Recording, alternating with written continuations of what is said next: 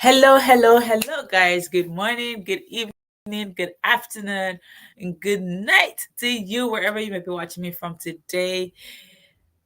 I'd like to welcome you back to Chats with Themmy. Today, we get to talk about, you know, an interesting topic. I know you just saw, but it was not yet supposed to be seen. So, today, I'm talking to an amazing lady, and it's going to be a healing conversation. So if you've experienced loss, whether you dealt with it or you haven't dealt with it, this will be a really great episode for you to be able to listen to and learn from, because it will educate and empower you on how to navigate through. Okay. A lot of times we lose loved ones, we lose, friends, families, and people close to us. And sometimes these pain is at different levels, right? And then we don't know how to handle those things. We don't know how to deal with it. So because it changes us, it affects us in certain ways, and it's like sometimes we just shut our emotions off. Like it's not like you don't want to think about it, but you're afraid of the mess. You probably be calm if you try to, be in that moment and stuff like that. So today is going to be a healing conversation for myself as well. And whew, I know it's going to help you be able to navigate, because I mean, just getting acquainted with this amazing woman, it helped me to talk through some of my my own stuff I was hiding, or that I had buried a little bit, because I'm afraid of the mess I'll become when I deal with it. So today we get to talk about grief. That's a hard one, right? We get to talk about grief.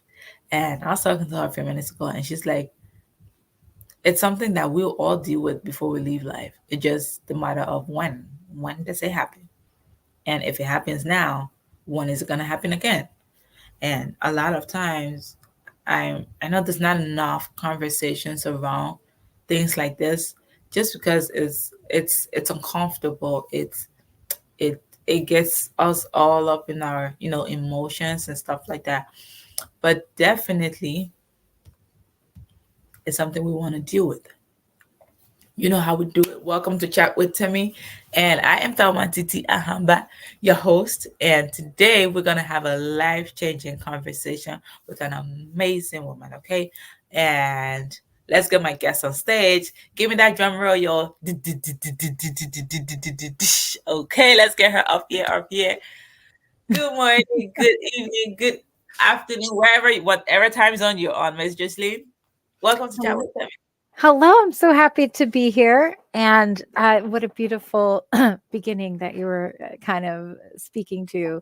This idea, I love, we were talking just earlier about the idea that grief, we're not getting away without feeling it. We're not leaving this life without feeling it, right? It's just like none of us are going to get out of it without leaving this planet at some point or another, right? Death is so taboo. Grief Yeah. is so taboo because I think not only, and I was saying this to you earlier, not only is it like we don't want to feel what we're feeling because we don't know the extent, it brings up a whole host of existential questions and fear of death for ourselves, but also the people who are friends of yours, your community. They often get uncomfortable when you're going through something because it brings it up like, well, that could be me one day. And so grief is just, it brings out so much in just in its presence in our lives. Yeah. Um, and like I said, I would just want you to you've gone through that. Please let us know where this topic came from in your own experience. Sure. Well, actually, in 2021, I was actually working on a book on grief because I have lost a lot of people. I've had a stillbirth. I've lost friends, loved ones, mentors.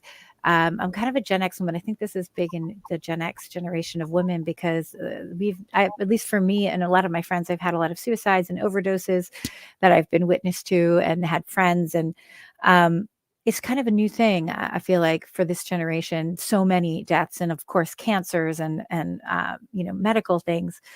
And so I was actually working on a book on grief, and I was bringing up all of this stuff through this book. And I remember uh, I called my friend and I said, gosh, this grief thing is really hard. I'm pulling it all back up.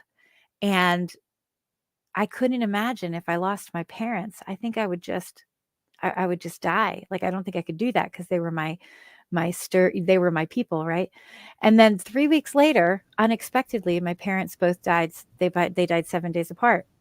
And of course, I let go of that book. And it was during the whole COVID thing, so I wasn't able to Wow. advocate for them, to see them, to do anything. And it was really nutty time. I couldn't even see them after they were dead and in the funeral home, because I thought to myself, I have to see them. This is such a shock. I'm an only child. We lived with them. They were second parents to my kids.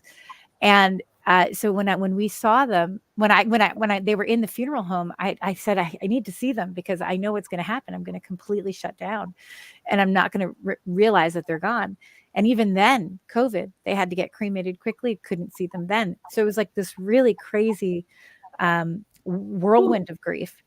And even to the funeral, it was a Zoom funeral. People could come, but no one came. Everyone came on Zoom, which like was hard for me to deal with. Wow.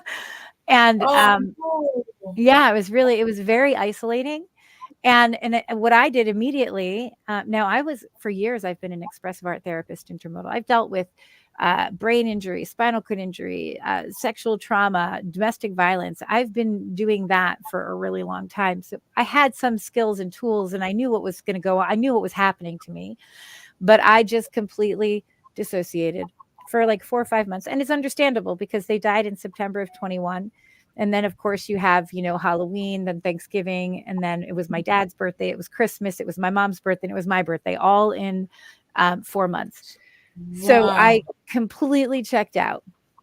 And I don't have any memories of it at all. But as I was telling you earlier, I lost 3/4 of my hair and 7 of my teeth broke out of nowhere. It was like my whole body was just like, you have to take a look at your foundations, at where your foundation is. My whole body was telling me.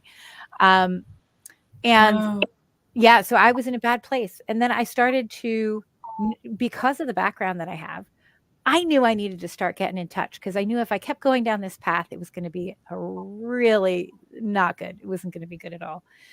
So I started up with meditation, with transcendental meditation. I started taking cold showers to start to feel my body. I Wow. started looking into human design. I got involved with a beautiful women's community in human design who was doing like a heal your witch wound. And it was something that my mom what used to do. And I went to the person that she was mentored by, and I was like, I have no money. Everything's in my estate. I don't know what's going on. I don't know who I am. Right. Uh, I said, I just need to be in this group. And she said, yeah, come be in this group. And so I got to do that for Wow. 6 months. And that was like a beginning of an awakening for me, and beginning of being able to look at things. I had the support of all of her beautiful practitioners walking me through some EFT and quantum tapping, and being able to tell my story and look at my resiliency. And then at one point, I went out for a photography session where I took their ashes and I just let a little bit free. And it was like a 3-hour amazing photography session that absolutely I was able to witness my grief. So I was never able to witness their story, really. I mean, I witnessed a piece of it because I was able to go into the hospital for one moment, and then they kicked me out before my mom died. But I was able to witness through the photography my grief, and there was something so healing about that, because for 3 hours I cried and screamed and danced and threw these ashes out into the water, and I told the story over and over again, and then I was able to witness it in photographs. That, I think, was very healing moment for me. Um, Wow. yeah, and then I continued to do, like, work in human design. I got further and further and further into it. I'd been into it before, but I was using it now to understand my parents better and to understand. So for me, it was parental death, and it was totally unexpected, and I was an only child living with them. And so everything from underneath me fell. I didn't know who I was anymore. I had no one to answer to. I had no one to look up to, no one to look for compliments from, right? Like that was my people, right? So I had to decondition. I had to go back to, who the heck am I? And how do I live like this now? Like, this is a really strange thing to me. So When that happened, I used human design to go into who I am. I used human design as a catalyst to redefine myself and to decondition. And from there, I found the Akashic Records, which is like it's like a dimension of pure knowledge where I got to connect more with my ancestry, connect with my parents, connect with my spirit team, got into a very spiritual place. And then by that second winter, when I was actually awake during the winter and alive and back in myself, I had a major swing of grief because you'll know when you have losses like this, and it might, and you were saying prior it was like, it could be someone who's not even related to you, but they're in your life all the time, right? But what happened is, you don't ever get over it. You don't ever go. And honestly, to be fair, I don't know if I would ever want to get over it. I would feel if I got over it, I would be missing something in my life. I just don't want to be, a slave to it in a sense, right? I mean, I like the way you put it, and it's such a powerful thing because in as much as we feel the pain, right, of losing our loved ones, um, we don't want to get over them. They'll always be a part of us, whether they're here or they're not here. So, guys, if you're listening, if you're watching, definitely lean in more. We're going for a really short commercial break, and we'll be right back.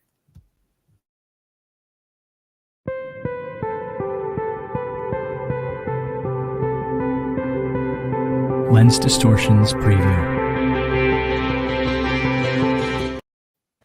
Welcome back, and this is Miss Jocelyn Bates, and we're talking about how you can move through grief. And earlier, she was saying, um, when we lose a loved one, in as much as how intense the pain is, we don't really want to get over it.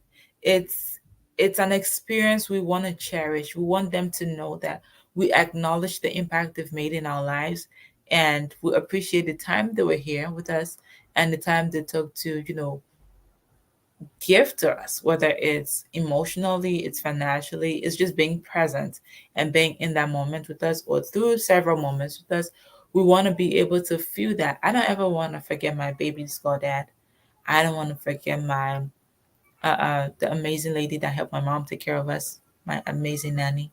I don't want to forget about my teacher who sponsored me in high school. I don't ever want to forget about him. I don't want to forget about um, my church deacon who stepped in to provide delivery when I needed it. I don't want to forget about them. Mm. Um, I want them to I want to feel them every step of the way, because I remember when I was launching my book 2 years ago. Um, I like to call him my church dad. His daughter sent me a message and she was like, "Wherever dad is, he'll be very proud of you." And that made me happy, but that made me happy kind of. It made me happily cry, right? Yeah. That I miss him so much. And I also remember when I was launching my book, my baby's godfather, who helped to select the venue for the launch, he wasn't there because he had passed before I launched the book. So Mm. just being in that space, and I could feel like he picked this place, knowing that it's a very easy to find, right in the middle of town. Either way you're coming from, it's easy to get home after the lunch. And he was just so thoughtful in helping put that together. And in that moment, he wasn't there. And of course, trust me, I had to cry and appreciate, like, I had to feel him there, and I had to let him know that it was a success. But like you said, I mean, I did not care whether I was in front of people or it was my big day launching my book, right? I did not want to skip that moment without feeling him, without letting him know that I acknowledge the effort he made for that particular day to come to play, but even though he did not experience it in person.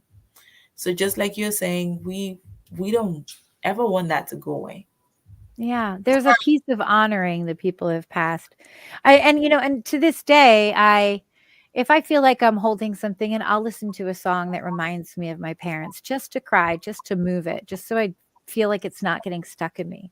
Because I know I'll always cry, like they're my parents. I'll always go through these ups and downs of it, and I welcome them. I welcome them. Sometimes it means I need to take a rest and to just be there with it, and sometimes it means I can move through it faster or move put my energy into something a little different.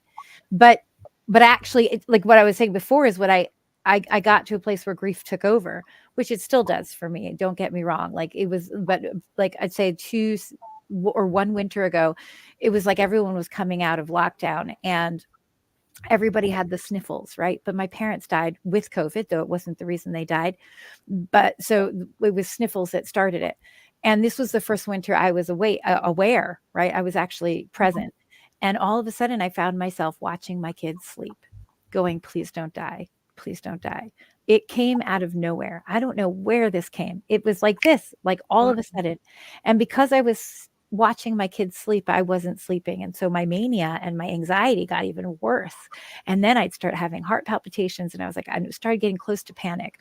And it just went on like that. And at one point I was aware enough to say, okay, this is ridiculous. Like this is insanity. I can't live my life like this. And that's when I found yoga nidra.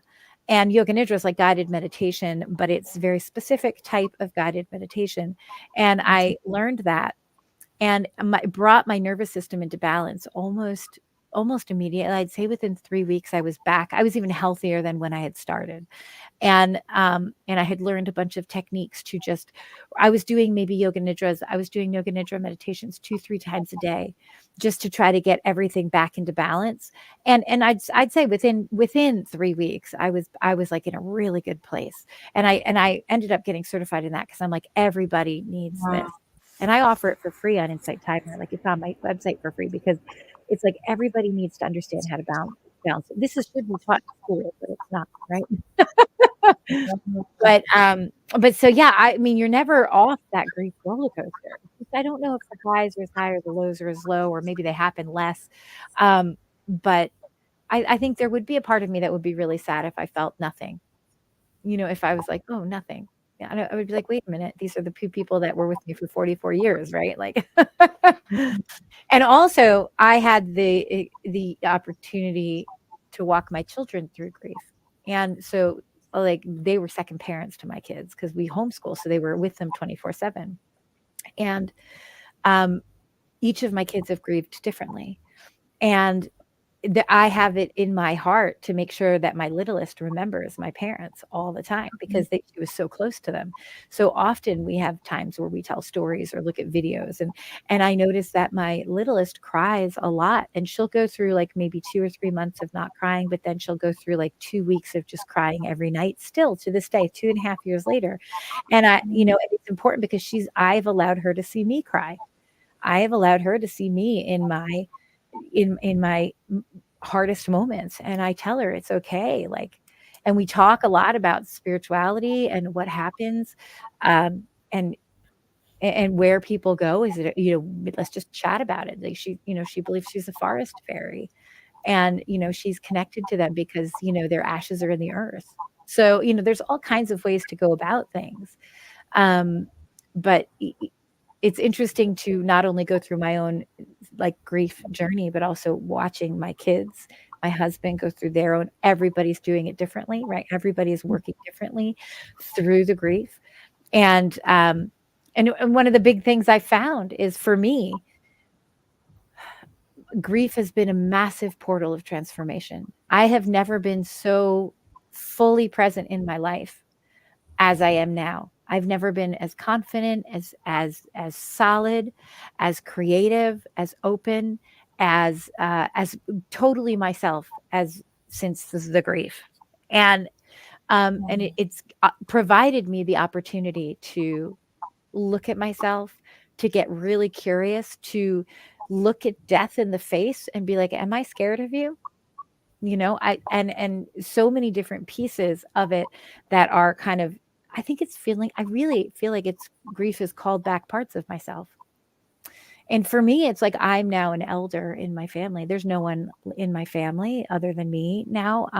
And that's been a weird responsibility role that it took me a year and a half to go, okay, I'm taking it on. I didn't want to, and so there's like a lot of these things that happen with grief that if you take a moment to get curious, if you take a moment to honor, if you take a moment to call in those people who are gone, whenever you talk or think about someone who's passed, they're with you. They're there. They're with you. Their energy is there. And if you take the moment to honor them, to honor yourself, and get curious with like, okay, well, what can I learn from this? I feel like grief, when our heart is broken open like that, gives us the opportunity to go so much deeper than we ever thought we could. Does that make sense? Wow. Yeah. Because the thing is, and I think most of the time when we don't process that, it's like, okay, if I really try to process this, how deep can I go? And what can this feeling make me learn about myself or this experience? And I think, and sometimes someone said, to really sit alone with your thoughts or alone with your emotions, it can be scary. Mm. And the thing about grief is nobody can feel it for you. No, It's it's a a person. totally lonely experience. Yeah, it's I a mean, even very if you have siblings and kids, like everyone experiences it differently. And yet, grief is exactly. universal. It is totally universal and everyone will go through it. So there is comfort in there. Like you have to go through your grief journey, but there is comfort in the fact that every other person on this planet will experience this at one point or another in their own way, in their own journey. Wow. Um, now I'd like to ask you a question. Like, we all go through different things. We all go through different levels of grief. We all handle it differently. Some people just shut down. Some people don't want to talk about it. Some people would suck it in and just think about it, Yeah. right? You just internalize it. Some people, I'm some people when it comes to the crying, but I'm somewhere in between when it comes to, sometimes I express it loudly, maybe in the moment. And sometimes, especially for the shocking ones, I remember last year I lost two amazing people who have been part of my journey. One is my professor who was part of a fellowship that I had attended a few years ago that I met in the US. And she just graduated from a fellowship professor to a mom figure in my life. Like, she was Mm. that close to me. And when she passed, some of the fellows had reached out, alumni had reached out to me and like, Thelma, you're the first person I thought about. And the sad thing about her was I had come in April and we had planned to go out on a lunch date. So Mm. I'm like, I was pregnant, and I'm like, you know what? I'm not gonna tell her on the phone that I'm pregnant because the first time she saw me, I was pregnant, and she took care of me. And then I'm like, okay, she seen me again, and I'm pregnant again, right? Even though it's years apart, like technically like 3, 4 years apart. And I'm like, no. When I go for the lunch date, I'm gonna be like, ta-da, it's available for you. And we kind of missed each other, and that lunch did not happen. Mm. And by the time I had left and came back in July, I was She's like, I gone. would go to Iowa to give her a surprise kind of thing because the fellowship was going on again in the year. So I could Mm. literally just go to the campus, right? Because I knew where they would do it. And we got the most silent but terrible news that she Mm. had passed. And I'm like, okay, what am I supposed to do with this baby? Like, I wanted to come show you, we're supposed to go on the lunch date. And then I started checking my phone to see her text message. And I'm like, I was supposed to see you. Yeah. And and there's that sense of regret that, okay, when we didn't get to meet that lunch date, why didn't I fix another day to like see her before I left Iowa? Why did I leave Iowa so early? Like, it was just back to back. And then um I think we lost my mom's best friend before I lost her. So it was like, okay, I was just getting out of the shock of realizing my mom's best friend had passed, who was like a father figure in my life, right? He Yeah. has stood by me, he understood my journey, and he was very supportive. I was waking up from that rude awakening, and I was far away from home, and it was like I was trying to process. Like, it got to a point I could not. I am still not comfortable with using their names and death in the same sentence, Yeah. right? So it's Mhm. at that level. I cannot use. Can I say, oh, this person died? It doesn't fit. It doesn't match. It doesn't sound pleasant. I Yeah. don't. I don't want to create a sentence like that, right? And then while I was waking up from that, then Professor died. And I'm like, oh, okay, now what's up with this? You know Right. what? Like, Why are so many eh, people dying? exactly. And then it was just July, like I think a weekend apart or something like that. And I'm like, what is going on? Oh, And yeah. I remember for an instance, I wasn't feeling my emotions. I was like, okay, I was just in a state of denial. No, I cannot. Like, I cannot say this person is dead. Why would I say this person is dead? You know what? It doesn't sound real. It's just like, okay. And he was someone who could just pop up out of nowhere and send me a message, an encouraging message that's so timely. So, in as much as I didn't talk to him every day, he was always like, you don't get to see the foundation of the house every day. You get to see the roof, Yeah. but you just know the foundation is there, right? I Like, love that. I love that picture, that image. Like, we yeah, don't see the foundation of the house, but we do see all the evident. different rooms or the root, Yeah, right? but we just know this house is on a foundation. So that was the kind of relationship he and I had. And then I remember not crying. I was pleading with myself to like peace, just at home to call me peace. So I'm like, just cry a little bit, just feel this. Yeah. And then I would think about Professor, and then like I had our videos showing up in my phone, and then that for some reason that particular moment, because it was July and I had also met her in July a few years ago, so it was like your phone will remind you about on these Oh, days, yes, that's right. and That's then right. like so I was like, okay, you know what I'm gonna do? I'm gonna like put together, make a collage, a little video with me and her pictures, because once she heard I was pregnant, like she was with me the entire journey. I did not even get the chance to hang out with the young folks because she wanted to take care of me the whole time. So I was putting those pictures together, and I remember adding Rihanna's music, "Lift Me Up, Hold Me Down." Like I was doing that in the night, and that was my one opportunity to cry. Mm. And I just broke down in tears and just realizing that this person is, I'm not going to see them no more. I'm not going to hop on the phone with them because we were just checking with each other and say, yo, what's up with you? What's happening? I quit my job. I'm going on this project. Oh, I'm having another baby and different things like that. And then we're like, okay, we're going to see and stuff like that. We're going to see in Accra or something. And then all of a sudden, boop, she's nowhere. Not Like, there anymore, right? Like, it's very hard to wrap your head around. And it's like I said, and not everybody can feel it. I mean, honestly, like what did I told you I might have cried in those 4 months a lot, but I don't remember. Like I literally cut myself in two and compartmentalized everything. Like I could not do it. And it wasn't until like I don't have memories. There's pictures of me smiling and doing things with my kids, but I don't remember them. I don't remember what I got the kids for Christmas. I don't remember I don't remember anything. And and so some and the way I look at it is I kind of took this journey when I came back through meditation and human design, all these other things, right? Soul art. And I did all of these things, but I did them one at a time. It was almost like I couldn't allow myself to feel it all at once. The way my parents died is my mom died, and then 7 days later my dad died. I had to put him on hospice because he didn't want to be here without her. And so and he was actually supposed to go home, but because my mom died and then my dad was immediately an emergency, I never grieved her. But when I started to grieve, I only talked about my dad because that was the first one in my mind. And when I started to grieve for those first 6, 7, 8 months, it was really around my dad and like how I had to make the decision and how I had, all of these crazy things going on. And the fact that he left us, like he left me and my kids and because he was afraid of being lonely without my mom. Like there was all these things, right, going on. And I could only take pieces at once. And so, like, it's almost like each modality I did, it was just open enough for me. It was like turning the faucet on to a slow drip.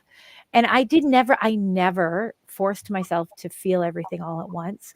I would go through one thing and I did a lot of writing. I would start to look through, where I was conditioned by my dad, how my dad dealt with grief, how my parents dealt with my grief when I was a kid. Like I started looking at everything. And I would start writing and I would wow. I would write a lot. I would write letters to my parents. I would write letters to myself. I would write stories. I would write poetry. And and just because I needed to get it out. I probably just would burn all the poetry. It doesn't mean anything to me now. It was a process for me, right? And and I needed to just move it. And for me, I was an artist and a writer. So it was easy to move through writing and to move through art. Like it started the wheels turning, it started the gears turning, but not all at once. If I had turned those faucets on all at once, I probably would have just sunk right back down into being totally, dissociative again because it was too much. And so there's like little things you can do. And I would say the other thing is one of the having I talked about a little bit about yoga nidra. Like I feel like everyone needs a touchstone with grief, and it might be different for everyone.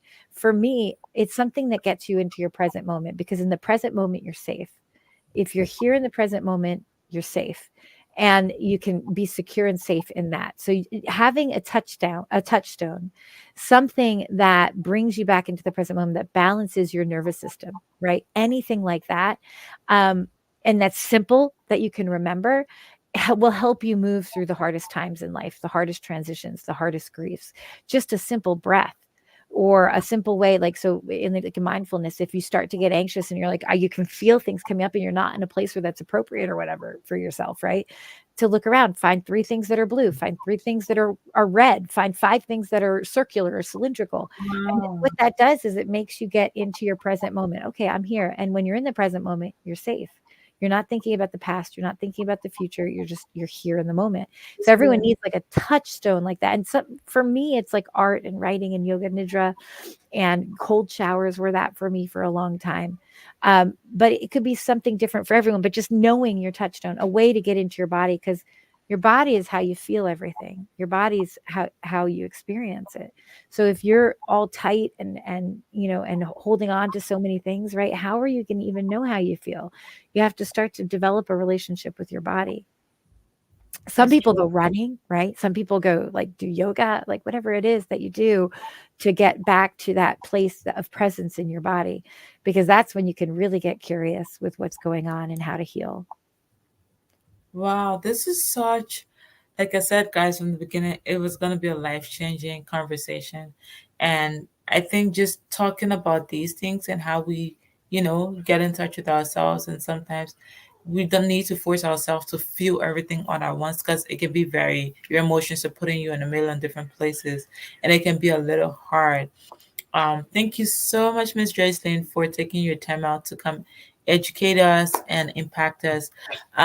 Quickly, I don't think I took it before we started. Um, how can we connect with you?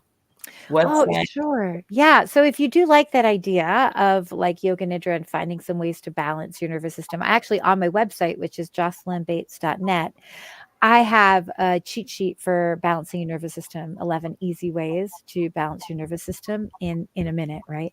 And then I also have a long guided yoga nidra to begin to balance your nervous system before sleep or in the middle of the day. And that's all on my website. But I'm also on Insight Timer. Insight Timer is free, and I offer my yoga nidras there for free because it's something I give back. It's something that absolutely saved me in my grief, and I give that back. So there's that. And I also on Substack at Jocelyn. If you look me up, Jocelyn Bates, I speak about my journey through grief and using soul art and human design, and how the intricacy of using that for my grief journey. Um, yeah, and then I think Instagram, I'm Soul Sessions by Jocelyn. Oh, that's amazing. So, guys, Yeah. everything you need to know about Jocelyn is on her website. Go Yes. to jocelynbates.net and you get all the information about her. Thank you so much again for, bringing yourself out to share your story.